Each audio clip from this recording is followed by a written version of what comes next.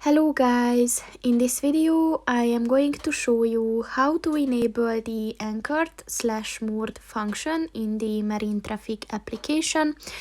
But first I just want to mention, don't forget to subscribe to my channel, because at 10,000 subscribers I am going to show you my whole YouTube revenue statistics and growth strategy, as well as how to make money online.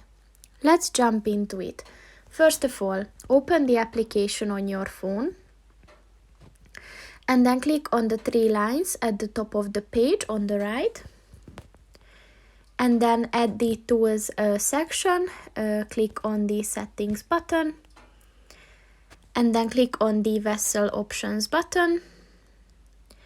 And then if you scroll down, look for the anchored/moored button.